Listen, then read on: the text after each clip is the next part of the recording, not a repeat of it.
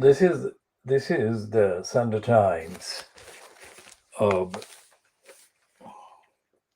8th of August 2021, Sunday Times, London.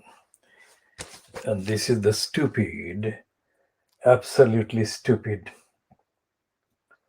pack of lies about housing and home. It's bragging. Bragging on behalf of Boris Johnson, who is on the record as having intentionally repeated the criminal statement that greed is good. And greed is good when the greedy ones grab hold of all the resources, thus leaving the many, leaving the many who need home, housing, and everything else that home and housing brings to a person's life. Now we shall be updating our commentary and diagnostic evidence and evidential finding on the corrupt Tower Hamlets Council in London in the East End in the context of the staged bogus trial on housing fraud involving one of the two local MPs in the borough of Tower Hamlets, or from the constituencies, two constituencies that are represented technically, numerically, not necessarily ethically, morally, democratically, accountably, but in terms of numbers in the House of Commons. And the one that Afsana Begum is currently linked to it is the Poplar and Lime House. Before we go into the papers, which the ones I have got in front of me were bought for £19 plus cash on the cover price. Now you multiply this by 300 and whatever number of days that are in the year when the papers are published, 360, 350, whatever. And you get a cover price, current price. Most of the people, in fact, no individual is known to buy the newspapers, all the newspapers. That's a fact. But even if they did buy the newspapers, they would not be able to sustain that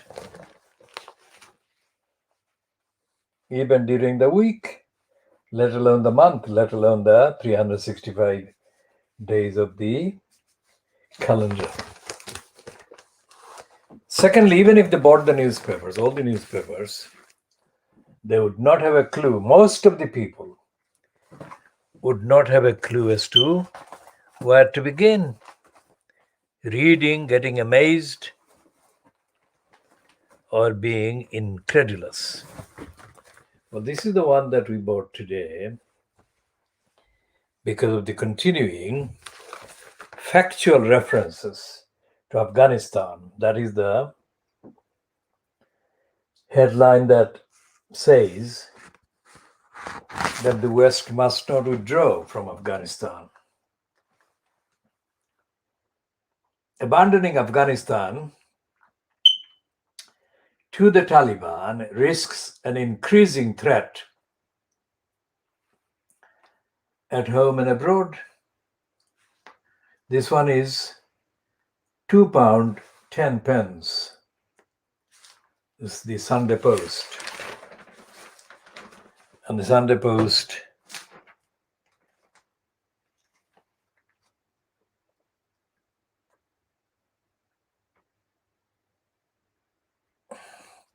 claims at the bottom of page 2, where it makes the editorial disclaimer. It says, editorial policy. The Sunday Post is committed to journalism of the highest standards, producing our newspaper with accuracy, honesty, and fairness. We shall refer to each one of those claims. Our journalists adhere to the Society of Editors Code of Practice, administered by the Independent Press Standards Organization. This is a pack of lies, but we shall continue. It is our policy to publish clarifications and corrections as quickly as possible. To make a complaint, please email us at news@sundaypost.com or write to the editor, the Sunday Post, Spears View, 50 High Craighall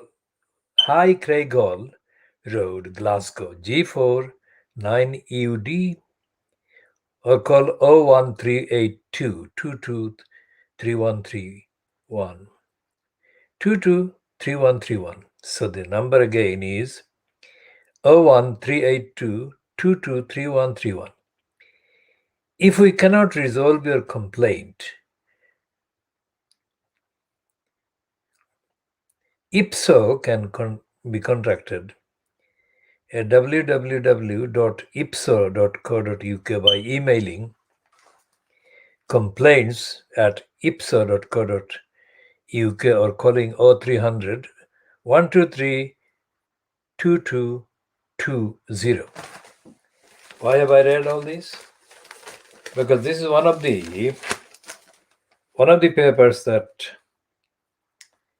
is being used to promote the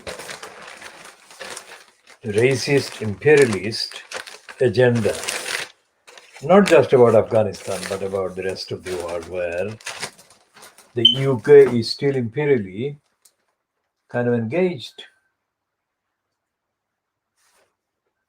And this claim, we cannot wash our hands of Afghanistan, allies urged to act. Abandoning Afghanistan to the Taliban risks an increasing threat at home and abroad, a former NATO Secretary General warned yesterday, and the NATO Secretary General would be Robertson, one of the most corrupt occupants of any post during Tony Blair's regime. We shall not talk fully about Afghanistan in this section, except to say that if you look at the rest of the contents of the Sunday Post or of the other titles that are published from addresses in Scotland, either Edinburgh or Glasgow, you will find contradictions in every single page, every single item. And the contradiction or contradictions as contained in today's Sunday Post include, of course, the contradictions about the constitutional status of Scotland in the framework of the, quote, UK. Just as contradictions mar and undermine the political stances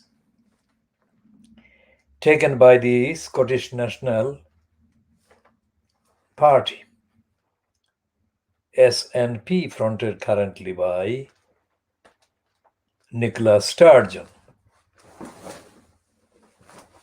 There are dozens of contradictions within the behavior of the Scottish government, the Scottish Parliament, majority held by the SNP. Now, this is a headline that should not be there. It's about the alpaca, Geronimo.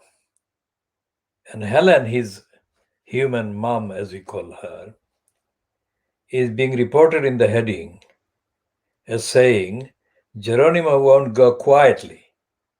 I'll film his execution. Now, that is a dreadful statement to make. And I don't think that that is a statement confined only to the Sunday Times, but it is actually based on a copy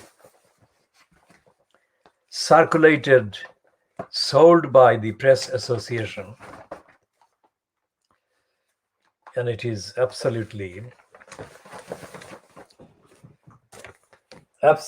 corrupt and stupid, and it undermines the case against the corrupt DEFRA department that is demanding the murder of Geronimo, the healthy 8-9-year-old alpaca who has been brought to the UK by Helen MacDonald from New Zealand, where he was part of a very healthy family of alpaca. And also he tested before he left New Zealand, he tested negative.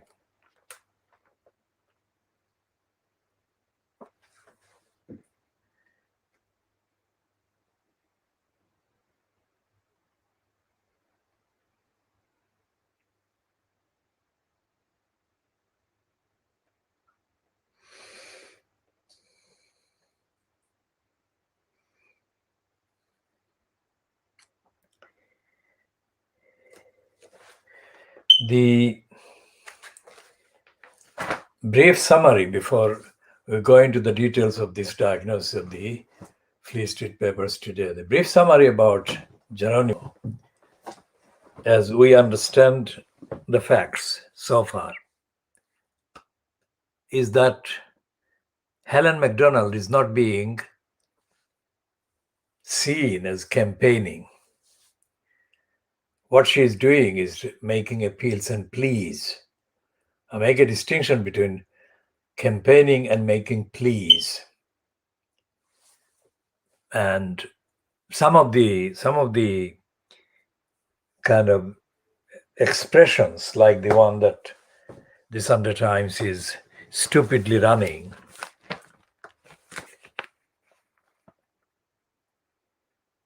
are charged more with emotion than with any evidence of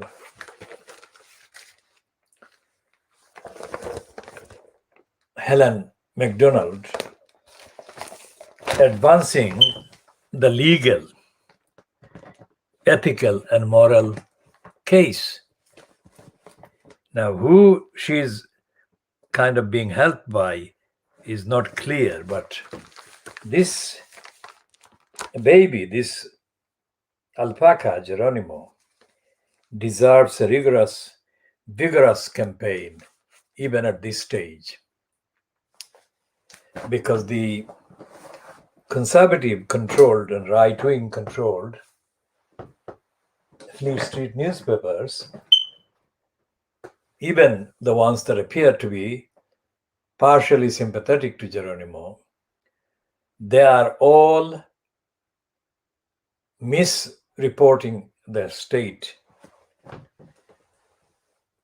in terms of state of the law and the legality and the concerns about safety of other farm animals impacted by the alleged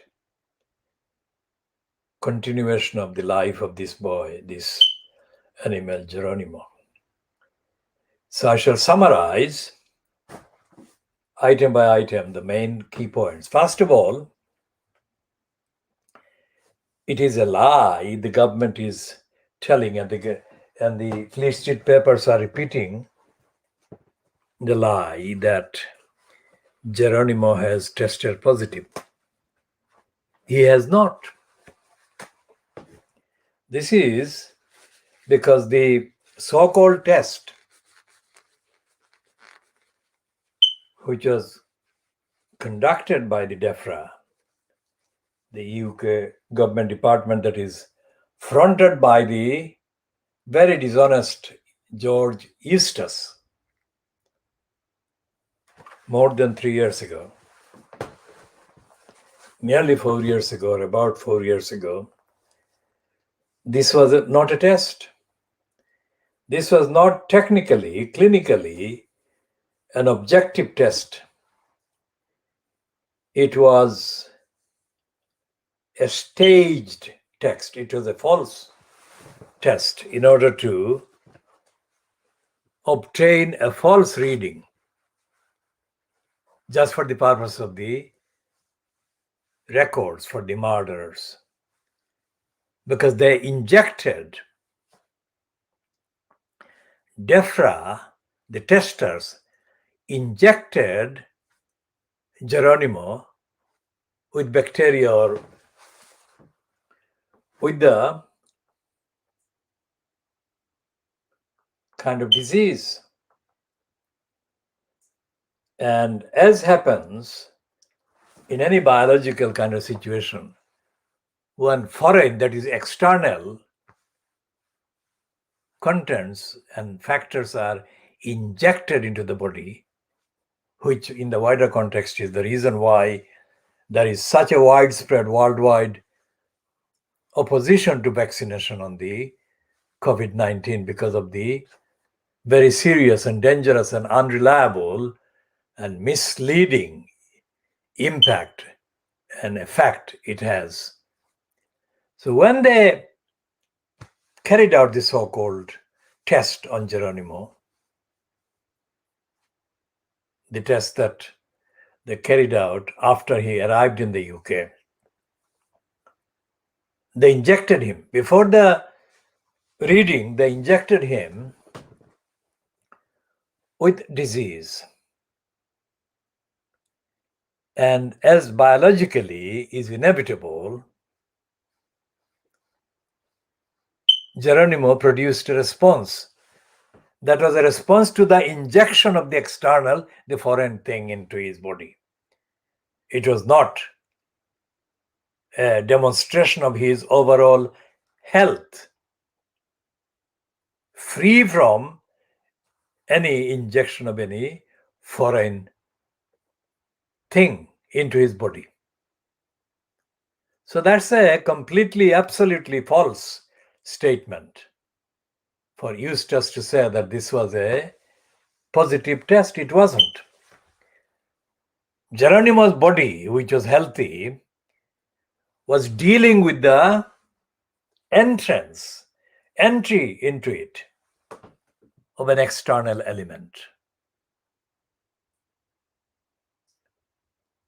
And the fact that Geronimo has been alive and well and bouncing around in the farm for years since that foreign thing was injected into him is more than conclusive evidence that Geronimo doesn't have the illness, the disease.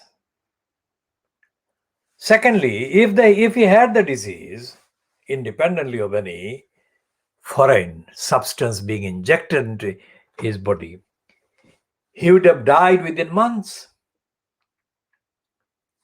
That is the evidence. That is the evidence of what happens to alpaca who are ill with that disease. And Geronimo hasn't shown any illness. And for years he has been absolutely healthy.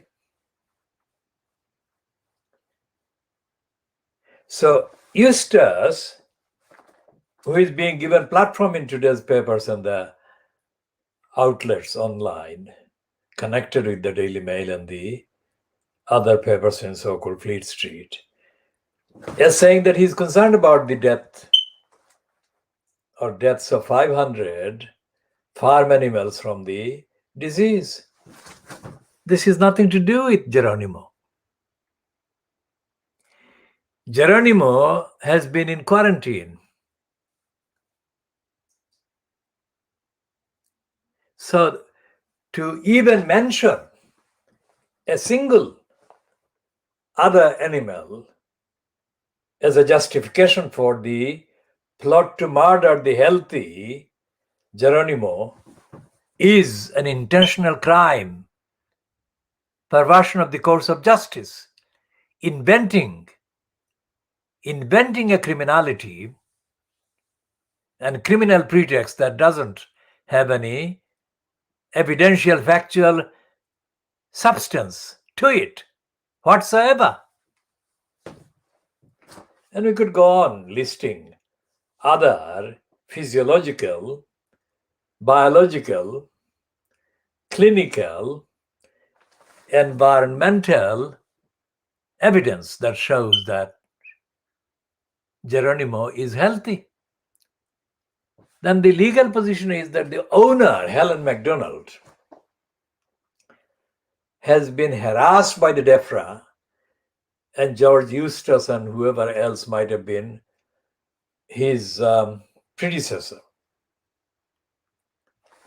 by violating her human rights and her rights in law and her claim and her status, because she's a trained, qualified nurse in the veterinary field, in animal care and animal health. Eustace isn't. Johnson isn't. Nor is any of the judges that actually has played any part in the perpetration of the government's murderous agenda to murder this animal. They are not qualified, they are not competent, and they don't know anything about Geronimo. Now, this is a woman, Helen MacDonald, who is a trained and lifelong carer of animals. She can safely be treated objectively in the context of other animals as an expert, as a very highly skilled expert.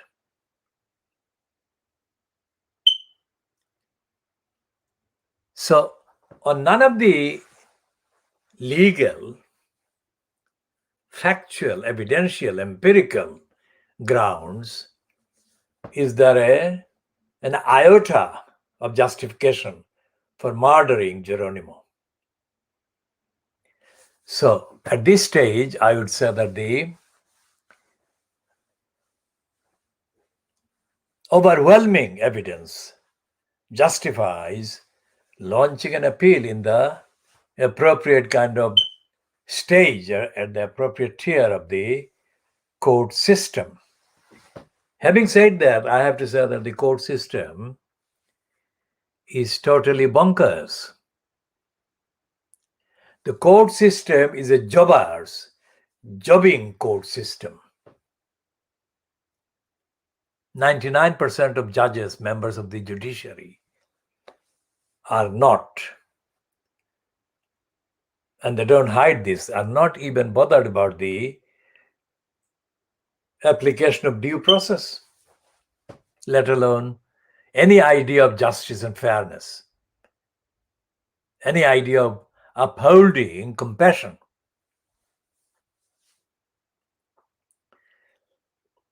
So, what there has to be,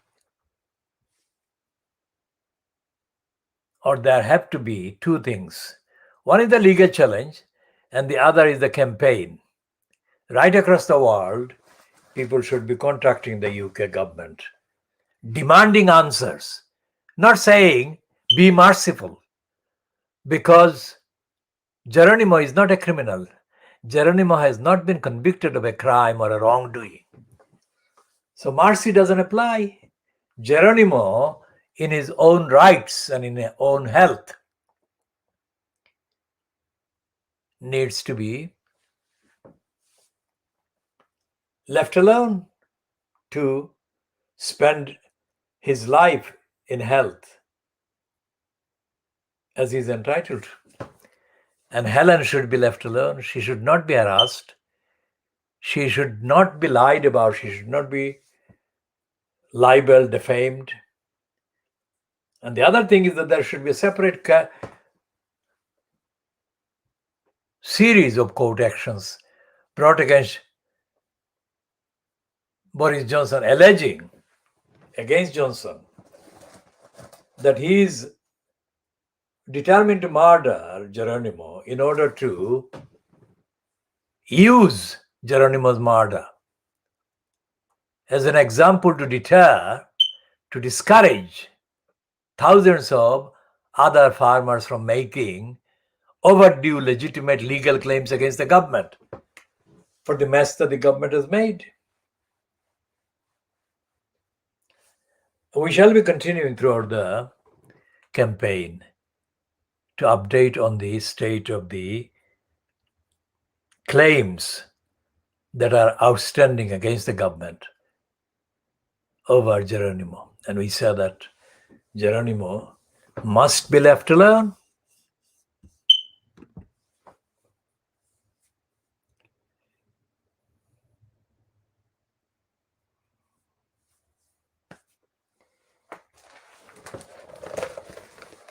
And this Sunday Times piece is stupid because none of the legal points, biological points, evidential points, clinical points I have made, none of those points is made there. So it's a newspaper, but it's a completely stupid paper. So what do the newspapers actually serve to the readers?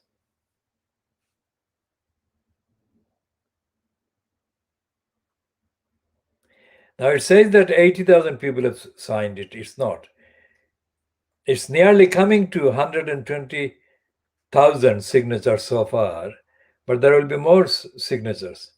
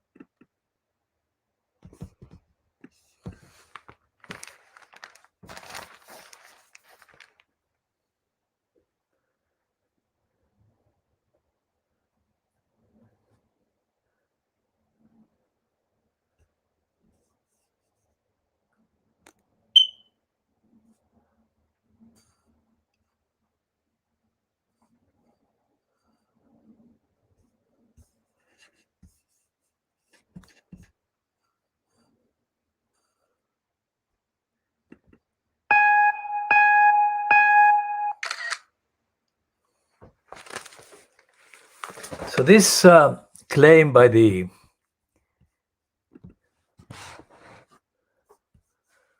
department that has been quoted by the Sunday Times, we shall look at that in a minute.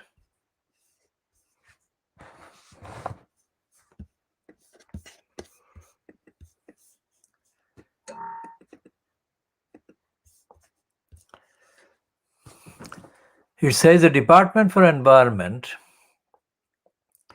Food and Rural Affairs spokesman said tests used for Geronimo were highly specific and it did not expect false positives to be shown. Now that is David Collins, ST.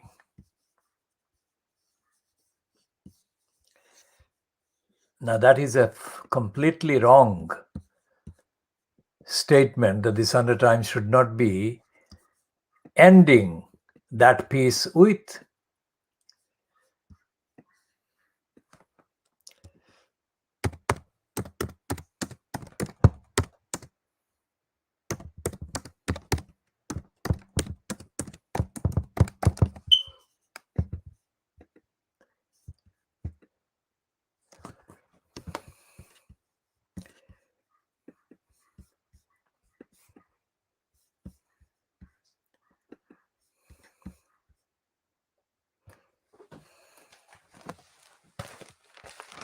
So this statement, a Department for Environment, Food and Rural Affairs spokesman said tests used for Geronimo were highly specific and it did not expect false positives to be shown. That's a lie. And we shall continue with that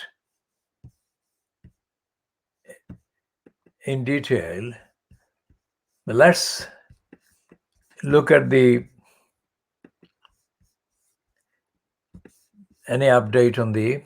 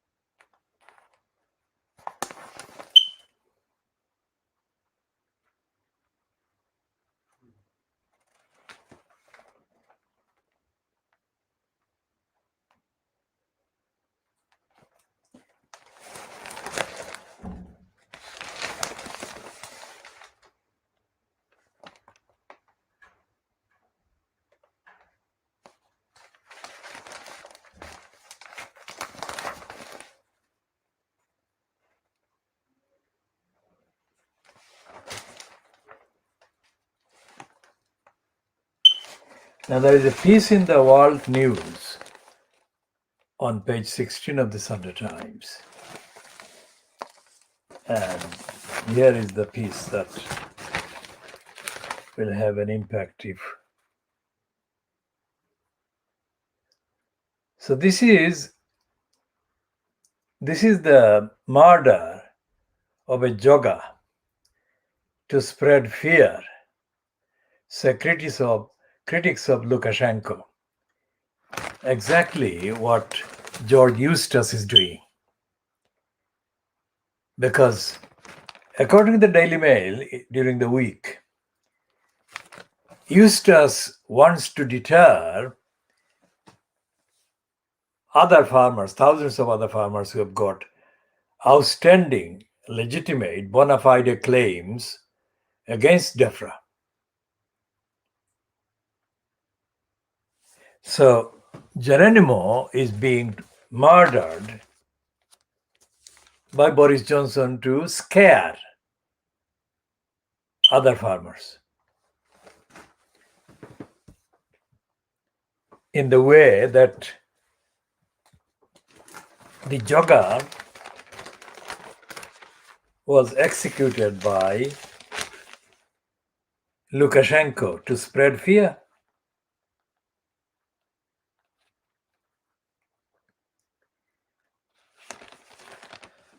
And the subheading to the piece, to the headline or heading, reading "Jogger was executed to spread fear," say critics of Lukashenko. And the subheading underneath that heading reads, "Exiled Belarus activists believe the dictator is following Putin's example by murdering opponents abroad."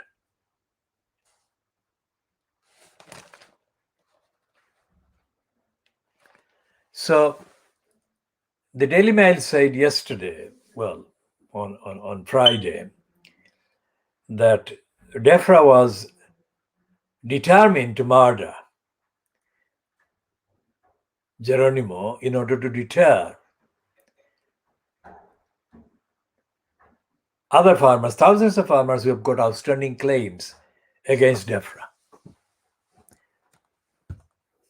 So it's the same kind of fascist dictatorship that is being practiced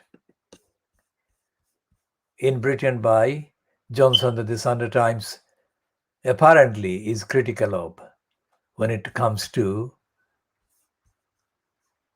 Belarus.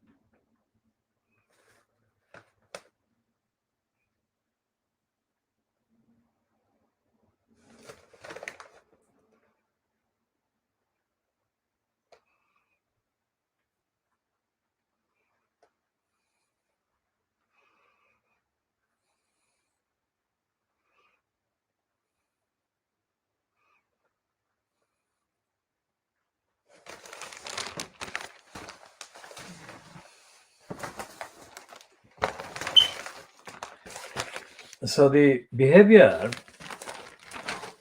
of George Eustace is similar to the behavior of Belarusian dictator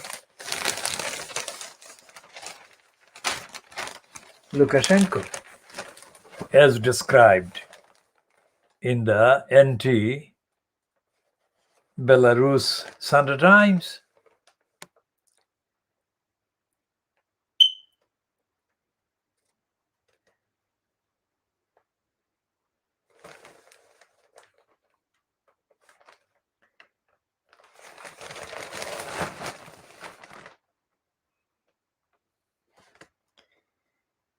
And the news item on page 2 of the Sunday Times, that watchdogs to investigate rip-off COVID tests, is another of dozens of items, of contemporary items of evidence that government programs are flawed.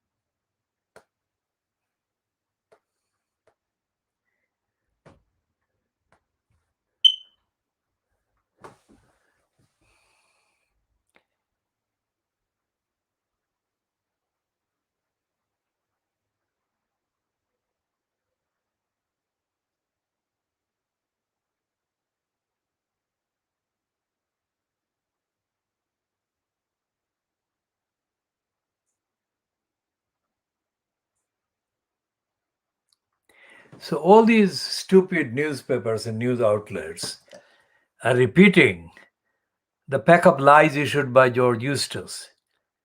There is this Radio X timed 7 hours ago, and the Daily Mirror online 8 hours ago, and Sky News 8 hours ago, saying that Geronimo the alpaca must die to protect British farmers.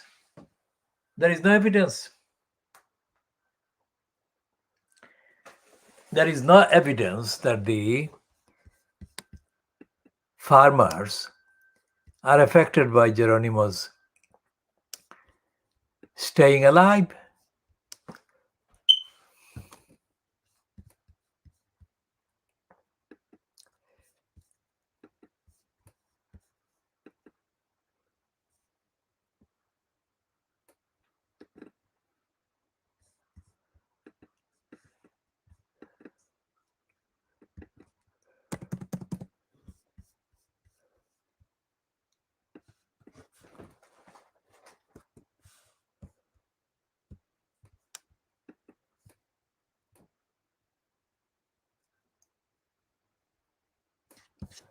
So what they're doing by running these pieces, they're actually denying objective facts and evidence.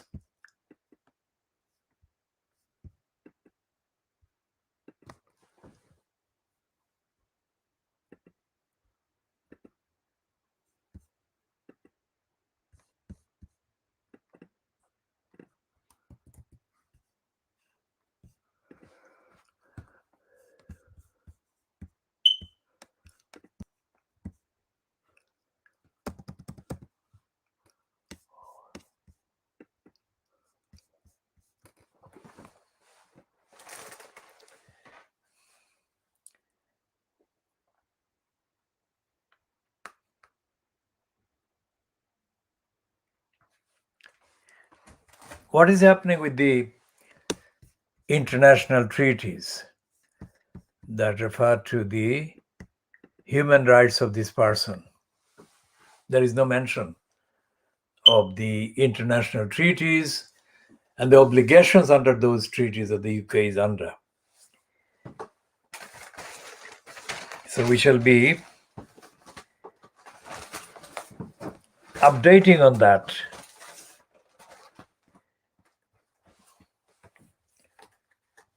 later in the day.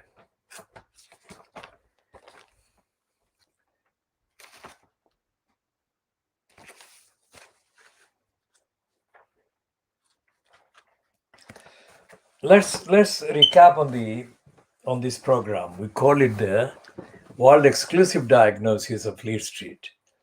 And Fleet Street, of course, the newspapers like the Sunday Times, like the Daily Mirror, the Daily Mail, or the Mail on Sunday, the kind of Sun on Sunday, for example. When I say World Exclusive Original Diagnosis of Fleet Street, it's not a flippant, it's not a lightly said statement or made statement. Let's say in the UK there are known specialist kind of schools in universities, schools meaning departments.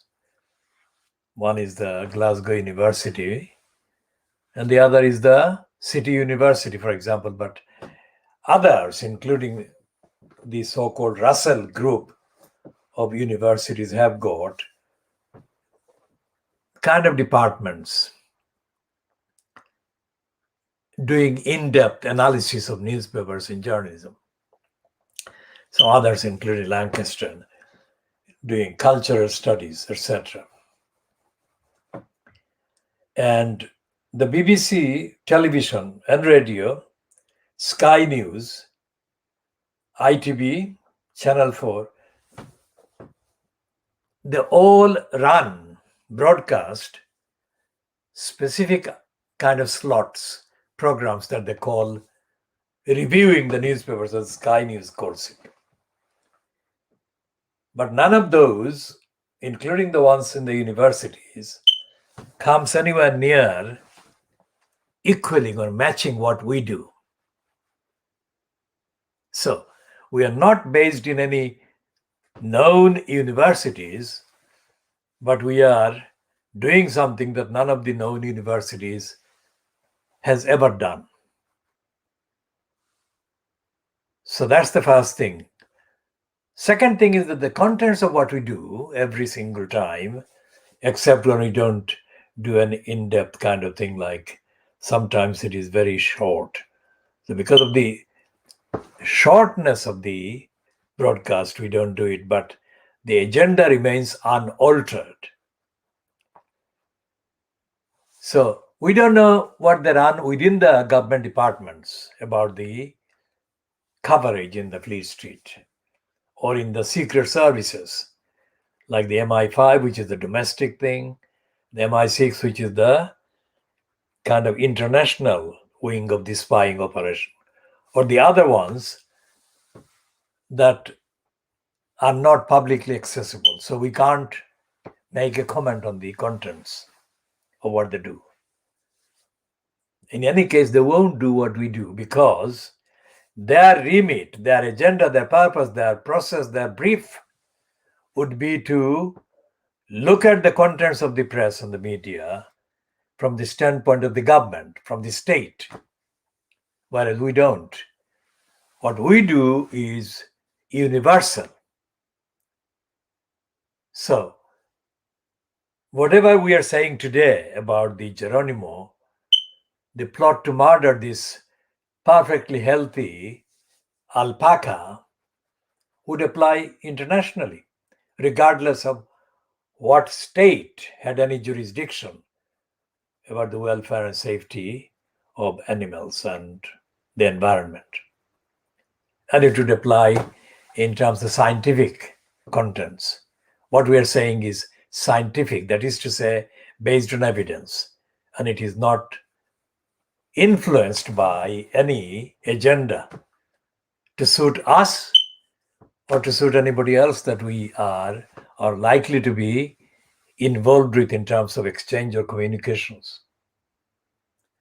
And what we are saying will apply beyond time. That is to say, it's not limited to a particular regime. It would apply scientifically and factually beyond any measurable length of time. And there is another editorial point that I have to make is this, that the campaign, Khoodeelaar campaign on Facebook doesn't. Well, we have a list of people on the known as friends, but that was before we decided on the policy, not to accept friends, not to make requests for friends. And we don't follow people. And we don't depend on anyone following us. Although we do know that quite a few people do follow us, because we can see them appear on the dashboard from time to time. Lists of people appear carried by their Facebook accounts, and we notice them, but we don't reciprocate, we don't recognize them on the records. But there are some people who are already on the list of friends, and we don't want to remove them, and we let them stay there, but we are not adding any new friends or any new friends requests. Now, this is a campaign that is described in detail as the movement for the defense of the community in the East End of London. And as an extension also, the movement for the defense of values, universal values, from the base in East London. It is based notionally in East London, but in fact, on the access to the contents that we review and diagnose, it's not based in East London only. But the application of the principles and the values to the people in the community in Tower Hamlets, in other East London areas, that application remains valid and unique, because none of the known outlets, either in Fleet Street or in broadcasting counterparts of Fleet Street, or in the localized version of the so-called local press or media, or indeed in the so-called ethnicity-linked outlets. They're not media, but they're outlets. None of those comes anywhere near what the Khoodeelaar television channel does and has been doing since we chose to start this particular broadcast in July, I think, 2020. And we do have routine checks, fact-checking kind of investigation into what is happening in the media elsewhere that is reachable by the internet, accessible by the internet. And there is nothing that we can find similar, anywhere near similar to what we do in any of the countries that we can access. Now, there is one internet Twitter account published by Chunky Mark, who says that his 2-minute review of the British papers is the best in the UK. We don't want to comment in terms of the best or not. But even if we assume that his 2 minutes review, or the longer one on Sundays he has started recently, they don't do anything like what we do. Because Chunky Mark doesn't focus on the political agenda of the Mail on Sunday or the Daily Mail or the Sun or the Times or the Sunday Times or the bribing Boris Graph, also known as the Telegraph, or the Express or the Press as we call it, or the Mirror Group. He does sometimes, but he calls them Tory Press or the Daily Mail or the Liars. But he does not do what we do. He does not do anything like what we do. Because we don't want to confine ourselves in terms of ideology, in terms of values, in terms of agenda to any particular line. We go by the evidence. And the measure is universality. Another flaw, built-in flaw in the so-called look at the front pages that BBC News on television and Sky News broadcasts is that their guests are almost invariably members of the Fleet Street titles or similar or related to them. Sky News sometimes does bring in people who are not, as does the BBC News.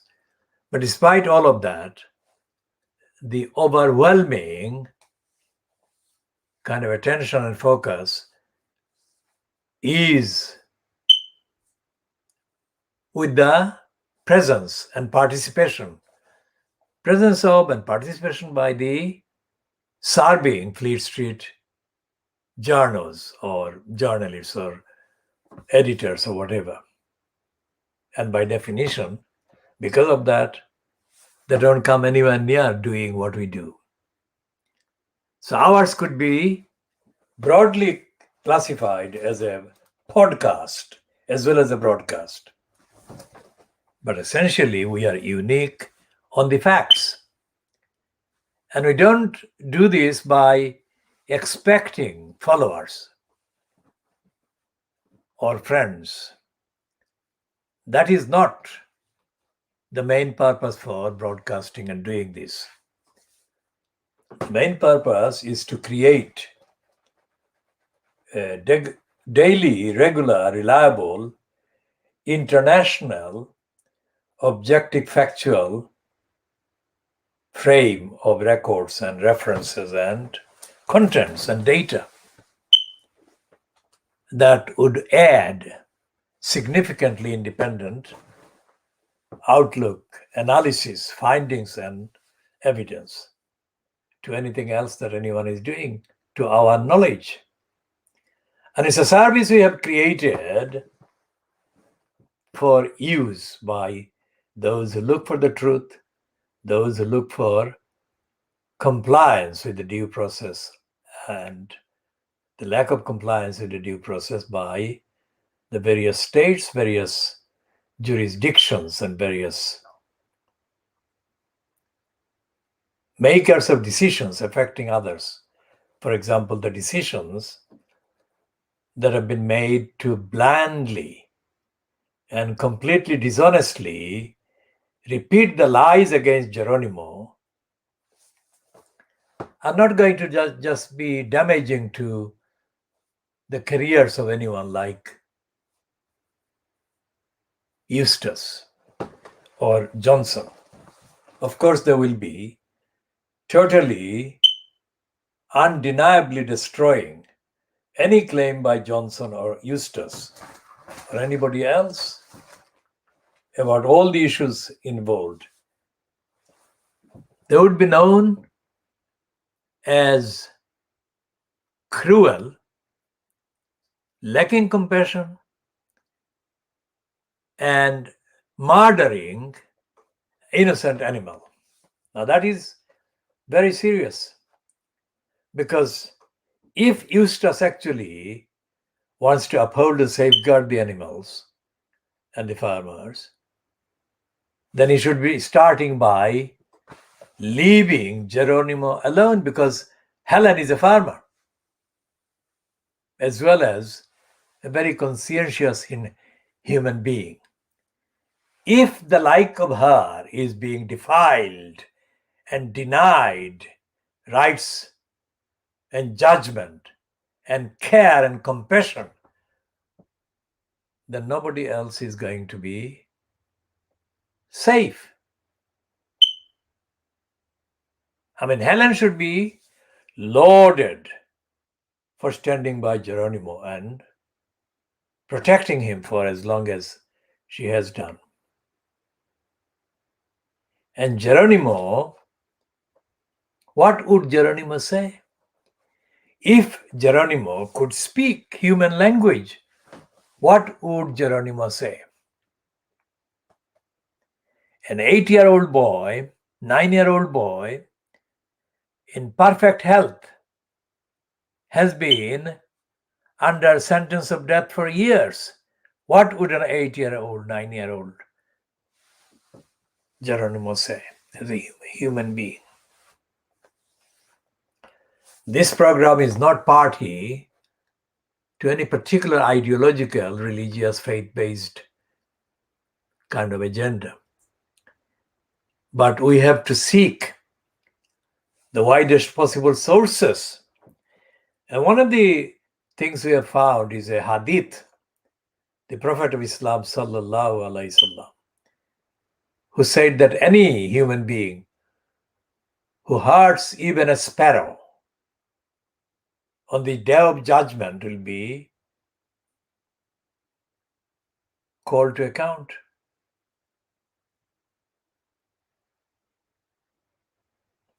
So we shall be continuing, and we shall be continuing to add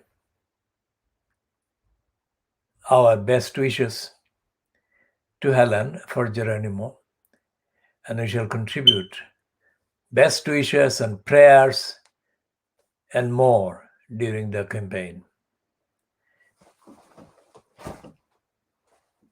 Look at the state of the decision makers who abuse power in the state, local state and central state. The decision makers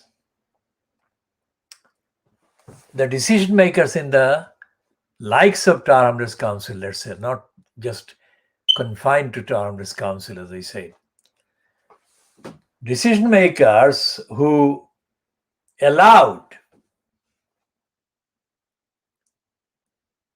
the organized sexual abuse and exploitation of children in Lambeth. Would any of those decision makers ever admit to being other than upholders of the highest values and principles? It's decades later that their lies are being openly exposed and condemned. What good is that to the victims? So if they murdered Geronimo and the lies that Eustace has been telling and Johnson has been telling to justify the murder of Geronimo, if they come out later, emails, the likes of which Dominic Cummings has been releasing about the various unfitness and corruption and dishonesty he's laying at the door of Boris Johnson. I mean, would either Johnson or even Cummings admit even a year ago what he is now openly claiming against Johnson? So we say to Eustace, to minimize the damage to his name, to morality. That is an additional point. That's not the main point. He should stop attacking Geronimo. He should just go quiet and let Geronimo be.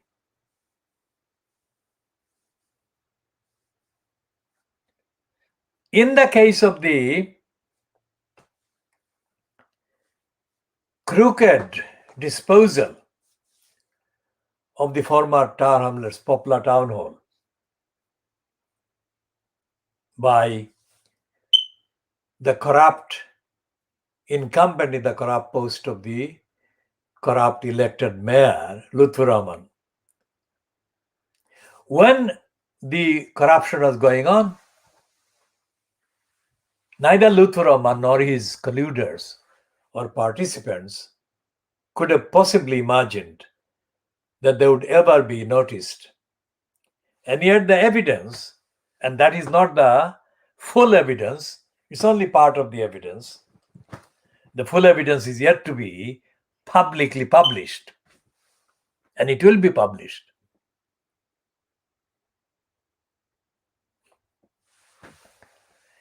They didn't think that the evidence or the corruption would ever see the light of day, and it has. Despite the fact that the police, for completely different reasons, so far have got away without being held to account for not bringing about prosecutions of those who did the wrongs, who did the crimes in Tower Hamlets Council.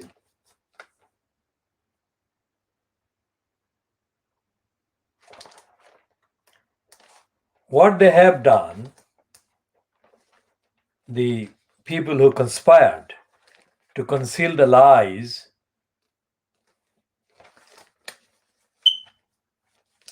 they failed to conceal the lies, and they're forever compromised and morally compromised, and the stain is going to outlive them by a very long time indeed.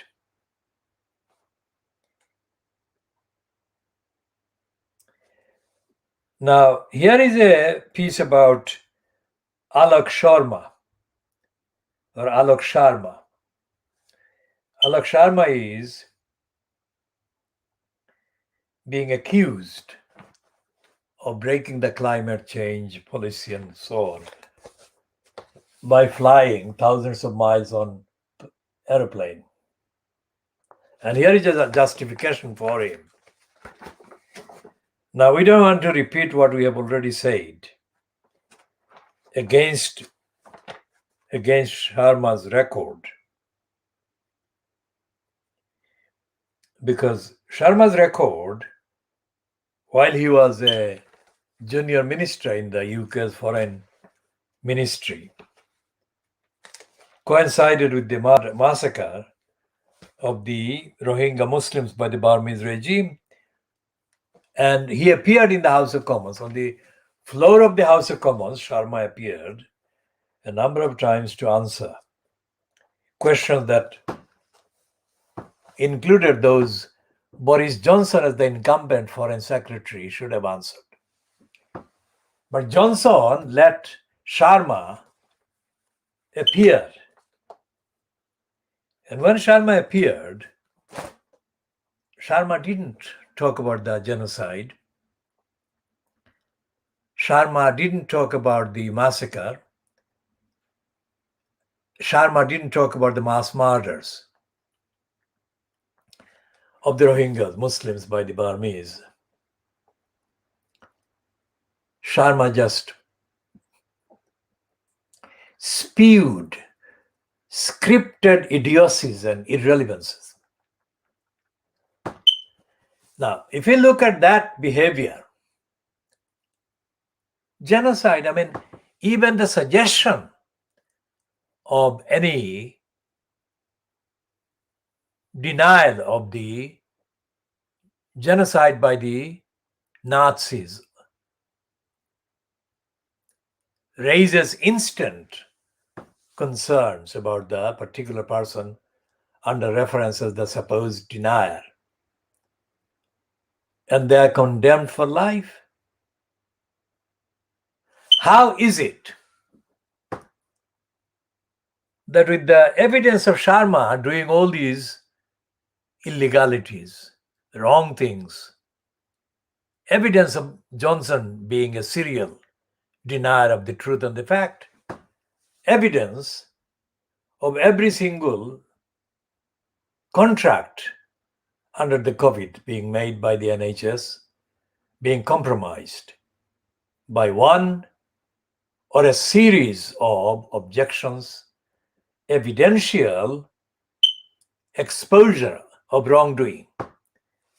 How can a regime like that be treated by the Sunday Times on the front page as being acceptable when it comes to the murder of the innocent Geronimo by the same people? What basis, what evidence is there that can justify that series of wrongdoing and criminality by this government?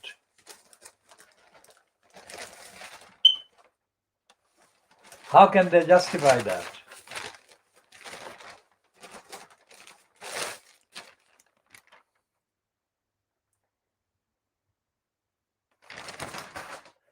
It's the £1 billion kind of billions of pounds being wasted by one wrong project, one corrupt project by the central government after another. So when the Sunday Times or when the Daily Mirror or the Sunday Mirror says that thousands of farmers are going to be protected by murdering Geronimo, I mean, what logical, factual, evidential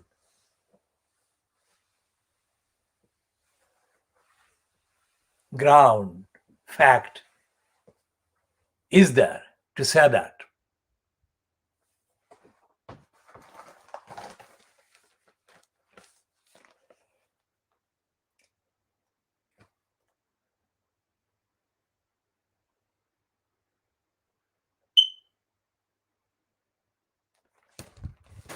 So if we look at the Mail on Sunday, let's say, look at the Mail on Sunday. Well, before we go to the Mail on Sunday, let's look at the Sunday Express. And we can find that the government is doing wrong things every day on everything. How is it that the government is criticized, is reported as doing wrong on all other things, but when it comes to the real wrong that it has been doing against Geronimo, the media don't notice it and they don't point this out? Think about that. They're saying here,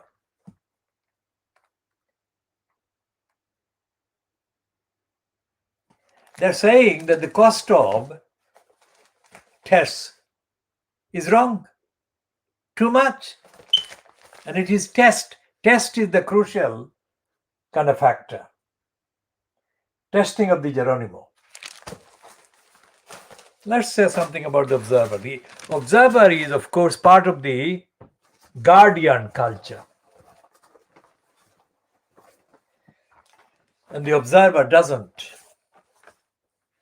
publish an independent piece about the injustice being done to Helen and to Geronimo by a serially lying government.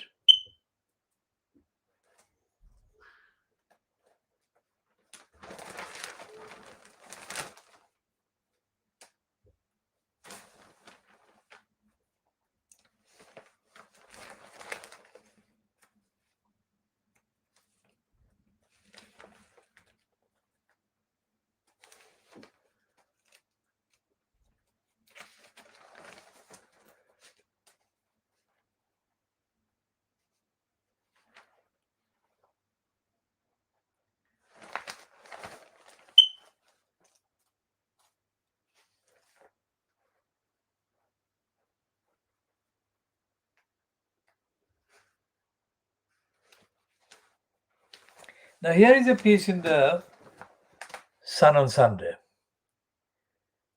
and it's by David Wooding. It says that dog and cat nappers will face up to 5 years jail and a new laws to tackle the big rise in pet theft now. Why the concern about pet theft? If they're quite happy to murder Geronimo, I mean, isn't that contradictory?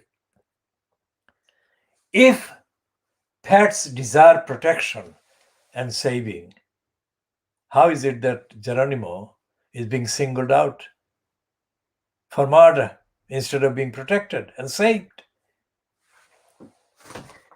So we can look at dozens and dozens of items in the papers, in today's papers alone, let alone in the papers throughout the week and the month. And we can find that it is absolutely wrong to target Geronimo for murder.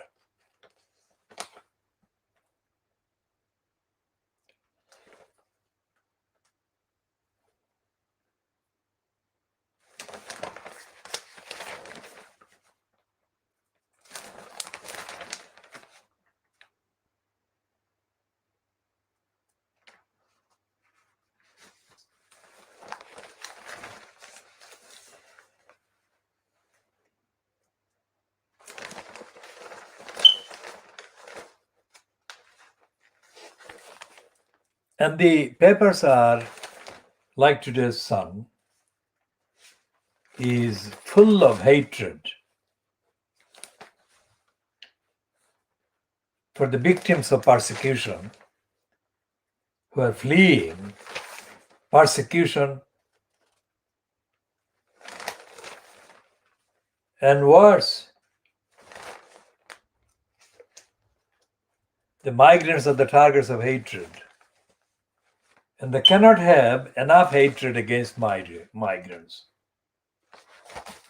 And when you look at the actual evidence, there is no evidence that the UK is actually upholding, carrying out, implementing its duties. It owes to the migrants, to asylum seekers, under the treaties that the UK for years has been a signatory to.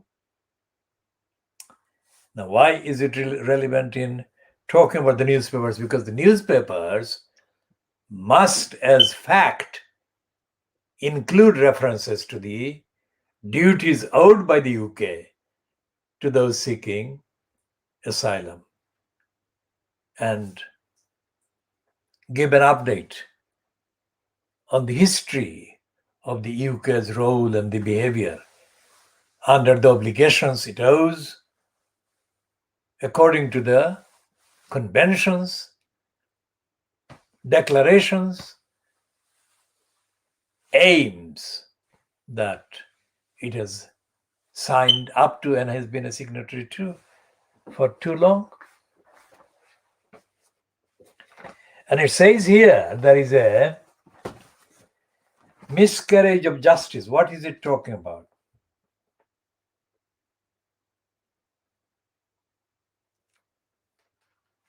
It says that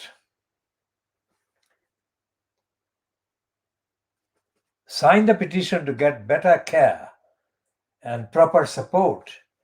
And it asks, why do women have to lose 3 babies before they get help?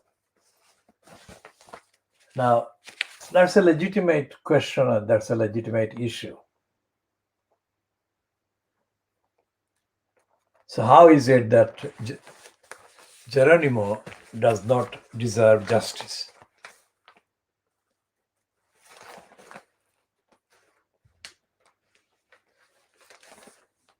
And the government is failing women victims of domestic abuse.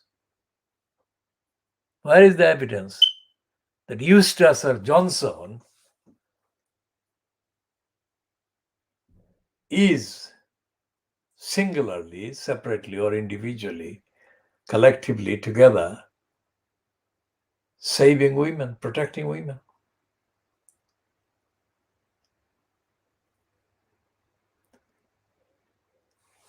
Johnson and Eustace, they don't recognize the court of law.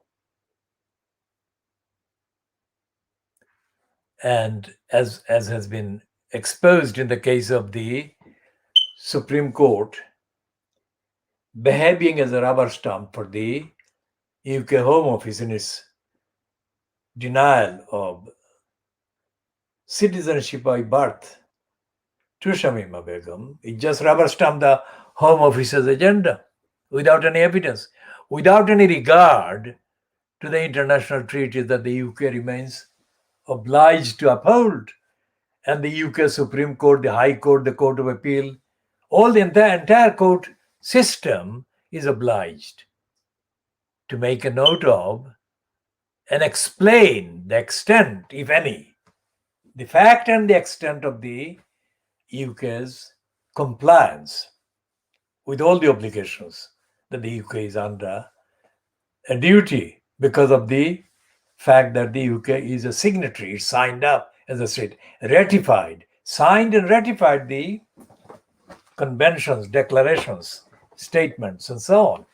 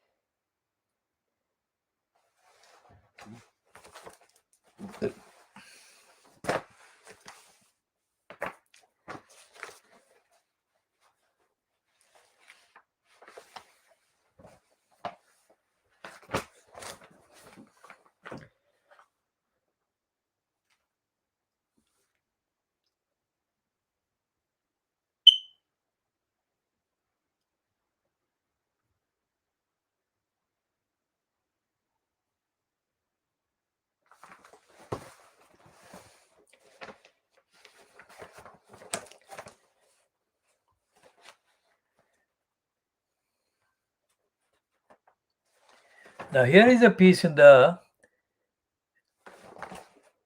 new review in the Observer, which is about the character. If the character of our leaders matters, then I'm in possession of important information. Now, this is the description of that piece under that heading.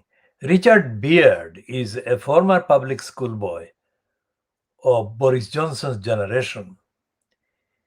In this extract from his new book, he details the disastrous psychological impact of being sent away to boarding school and why this environment of cliques and bullying produces men unfit to lead. Now, if the man is unfit to lead, then why should there be an exception to that description, that judgment about him? When he murders, he condones the murder of Geronimo. Surely he is unfit to make any judgment about Geronimo as well.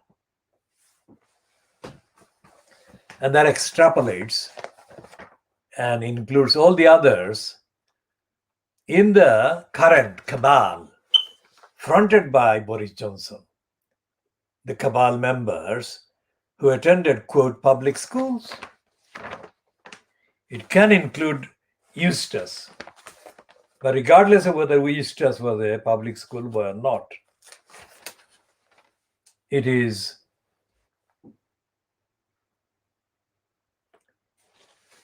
and it says here on page 15, this is a very private school idea. You just have to live with social injustice.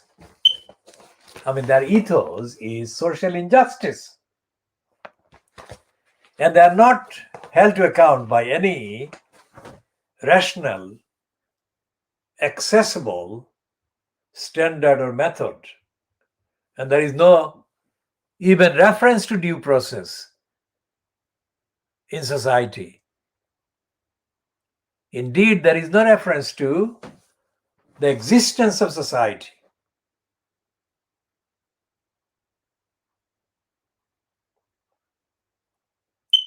So we go back to the court system, and the court system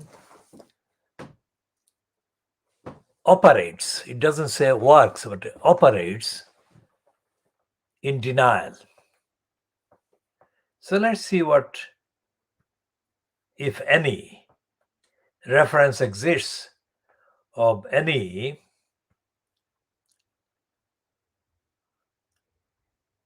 decision by the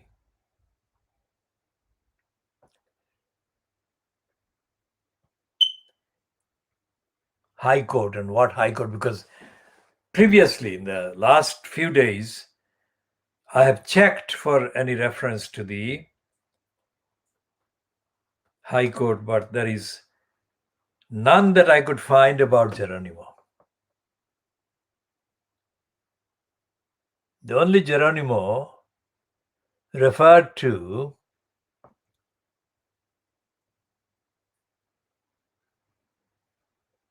is about other cases.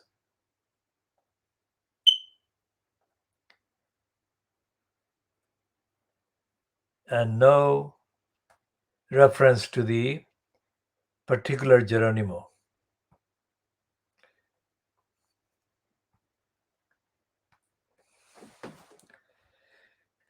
So let's say that the court system,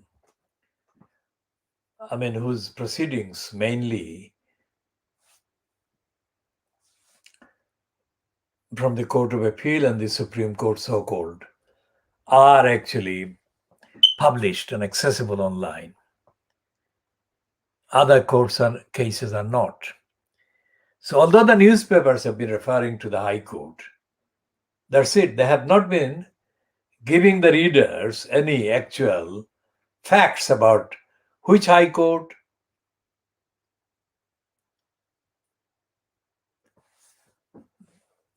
which division of the High Court, let's say.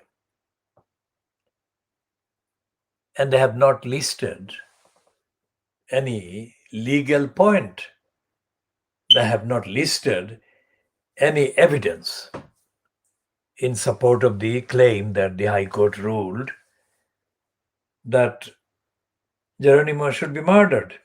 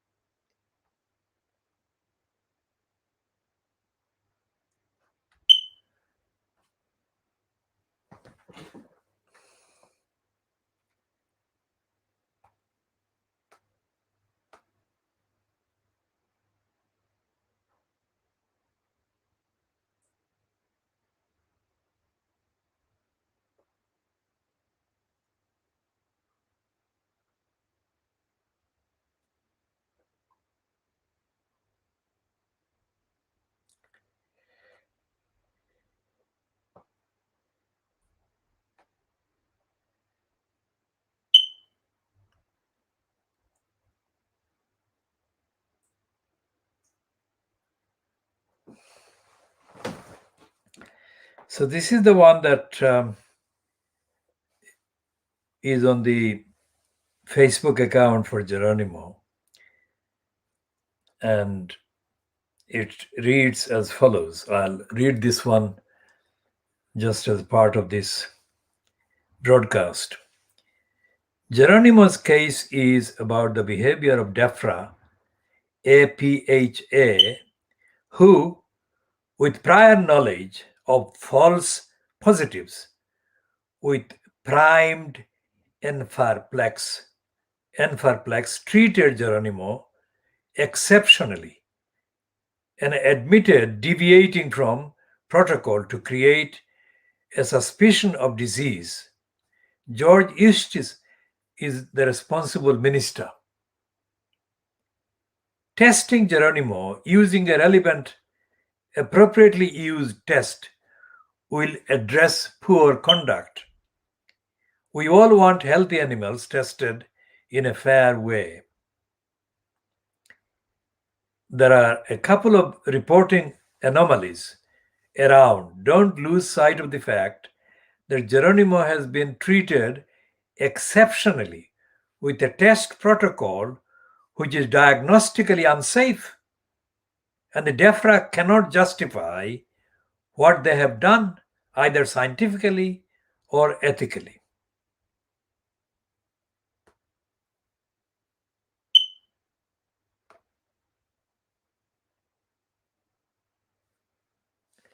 And 11 hours ago,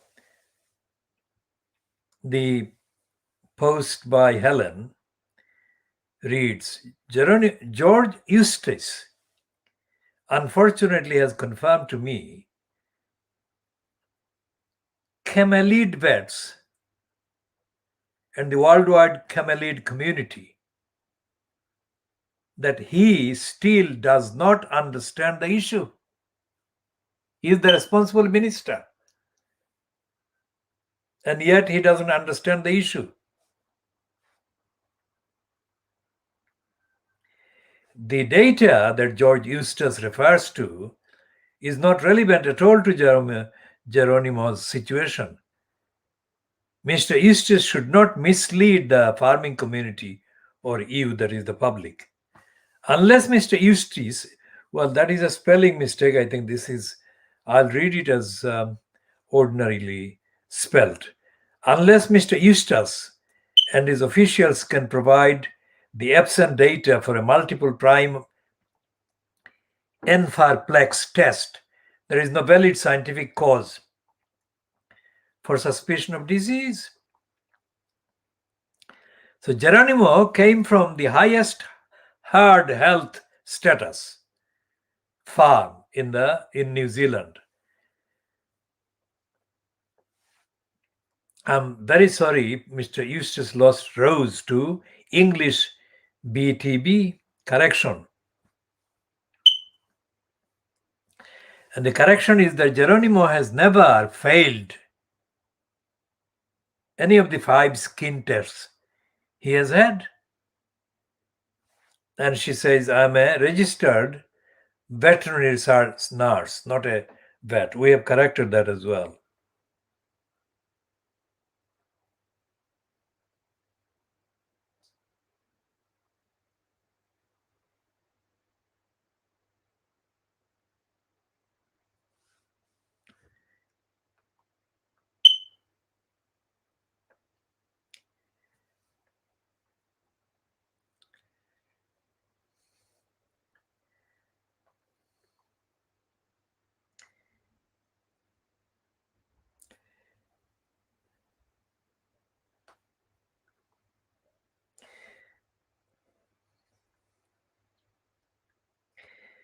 So there is no confusion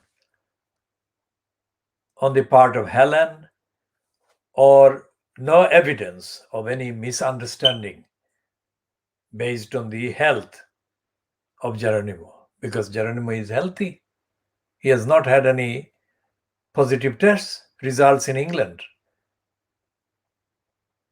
The only confusion, misunderstanding, and misconception is with Boris Johnson and the so-called responsible minister, George Eustace.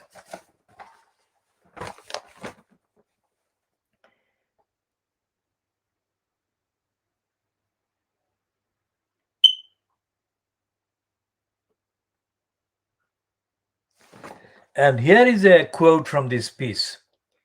Girls, swots, oiks, wogs, or queers were synonymous with weakness, to be judged without mercy by the strong.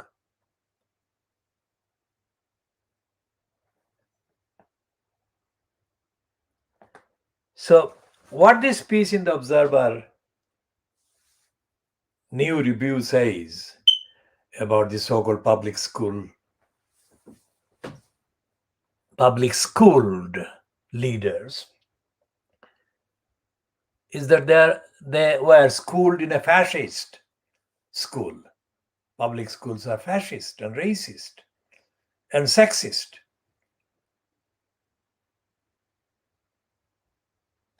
And in the ordinary coverage, Fleet Street doesn't acknowledge any of that, let alone deal with any of that.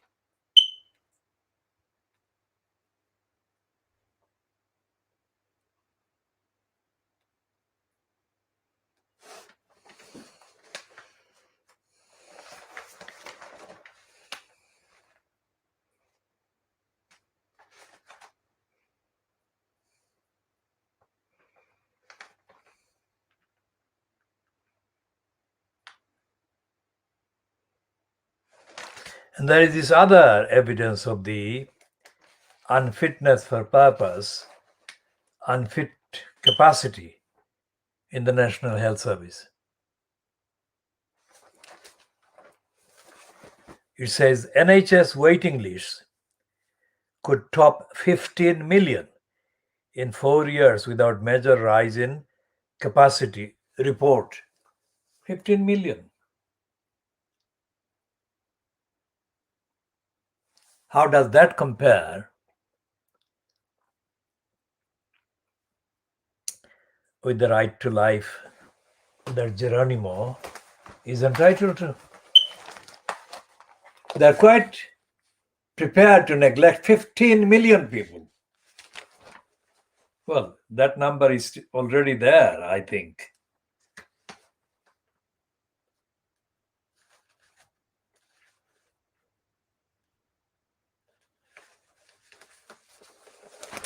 And here is an acknowledgement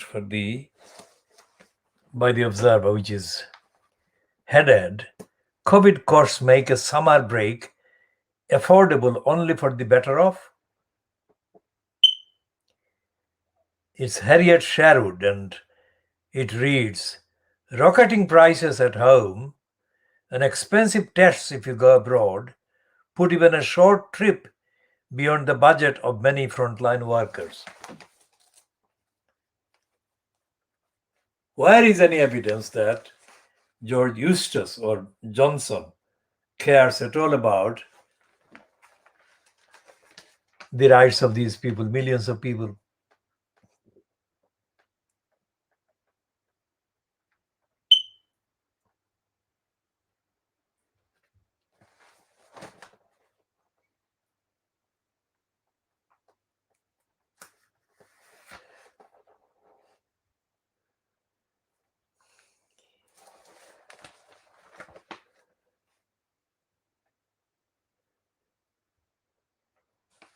And it says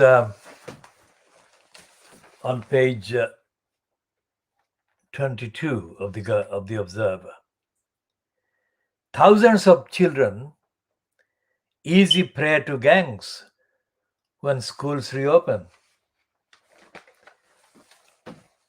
Where is Johnson?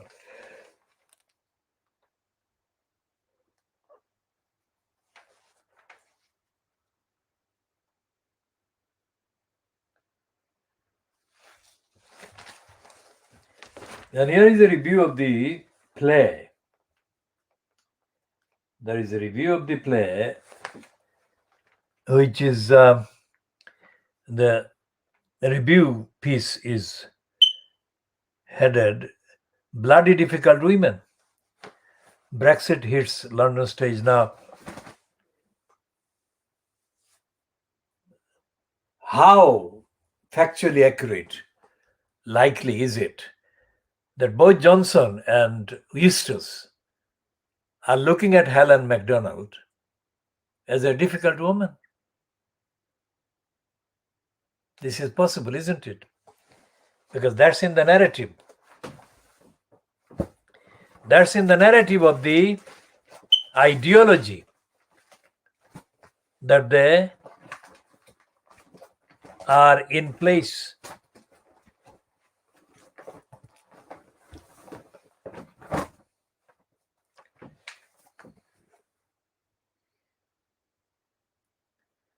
And this front page on the Daily Star on Sunday, I mean, it shows the sickness of these people. If they had any compassion, they would be running the same Geronimo. That's a semi-prostitute, brothel resident.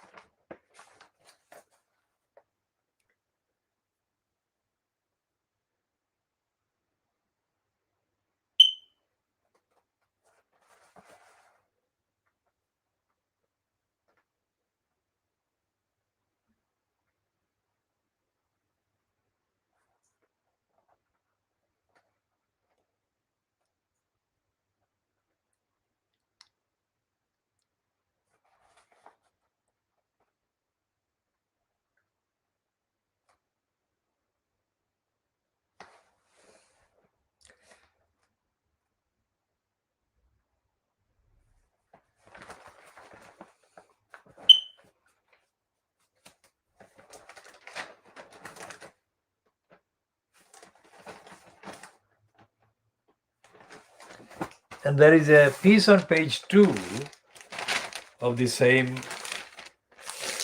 Scar on Sunday that admits the betrayal of people needing health. What is Eustace or Johnson doing about that when they are concerned about their craving, their evil craving to murder Geronimo? I mean, how is Geronimo linked to any of these people being on the waiting list on the... Yes.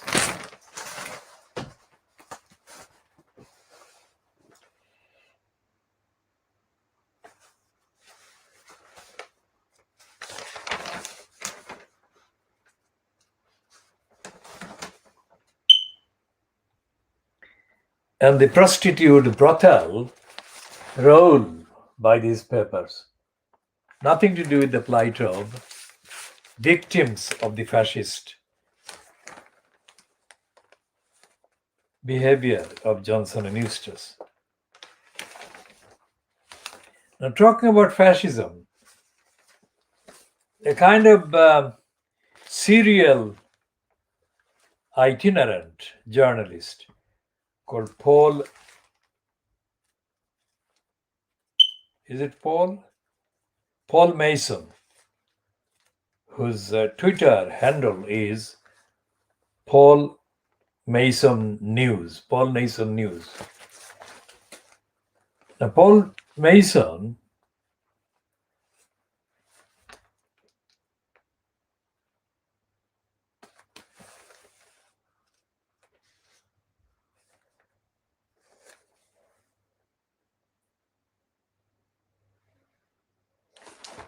has been celebrating the arrival of the printed copies of his book about fascism.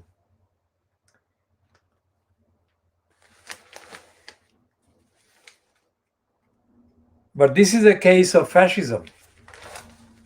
The murder plot against Geronimo is a fascist murder plot. And Paul Mason has not tweeted or come on the record talking about this victim of fascism that is in real time, in real life, nothing to do with Paul Mason's hypothesis.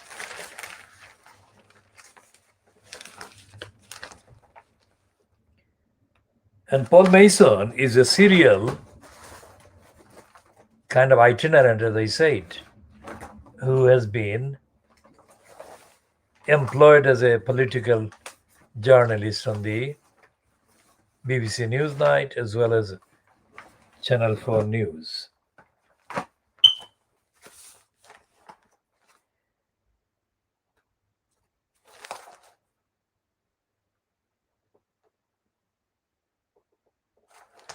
And here is an admission by the Daily Boris Graph, bribing Boris Graph, the Telegraph. It's a byline by or to Edward Melnick. And it says that Philip Hammond is accused of breaching rules on access for bank. So they are breaking rules all over the place. And they are stealing money and colluding in the theft of public money in the billions of pounds. So where is any principle there? There is no principle values there at all. But principle and values and concern only come to life when they have to murder Geronimo.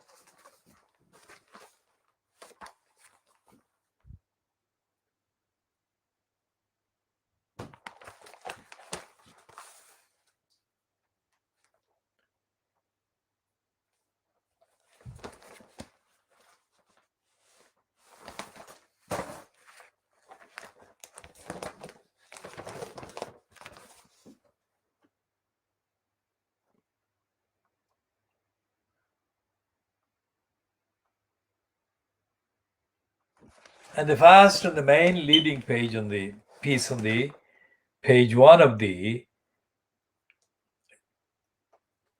bribing Boris on Sunday Graph admits that Johnson's push for net zero plunged into chaos. How many billions of pounds and trillions of pounds equivalents are at stake here?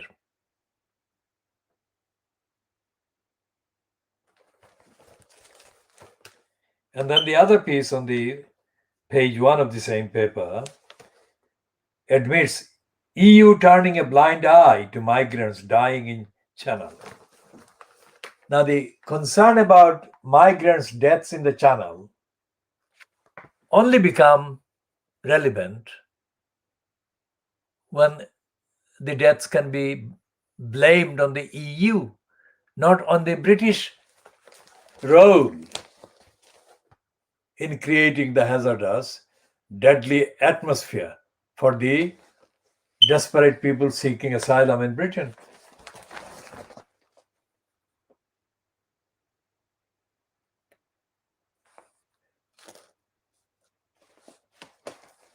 And the Brexiteering liar,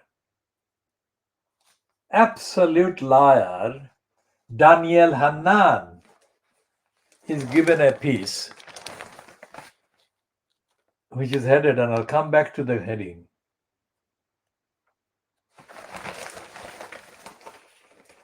Authoritarian temptation, what he means is fascism, is on the rise from Belarus to the United States. And they skip the United Kingdom, at least from the heading.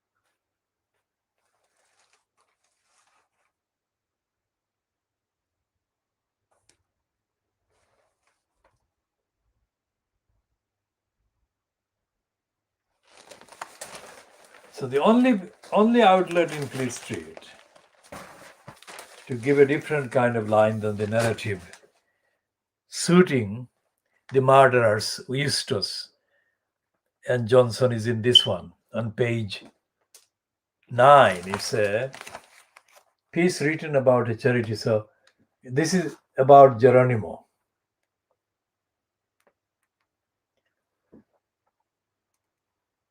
And one charity we shall elaborate on later says that give alpacas BTB vaccine are just charity.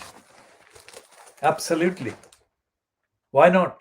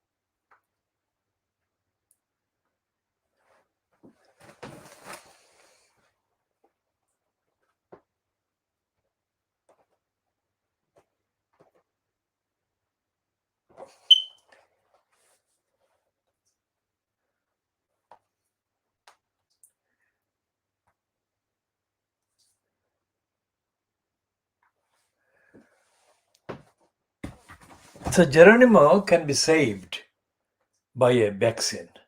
Why hasn't anyone talked about that? Can you imagine? Can you absolutely imagine that?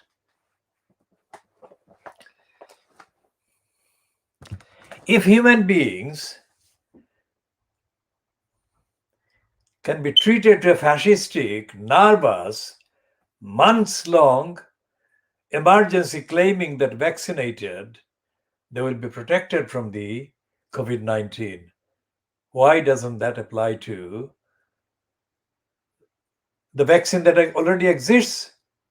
The vaccine against BTB that already exists. Why not give that vaccine to Geronimo?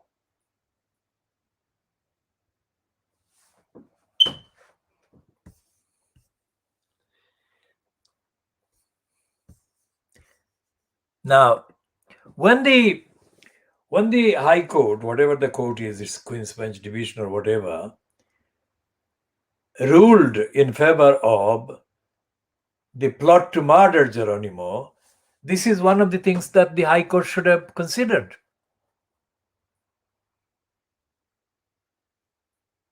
So why didn't it? Now that takes us again to the unfitness of the court system, the court's bureaucracy.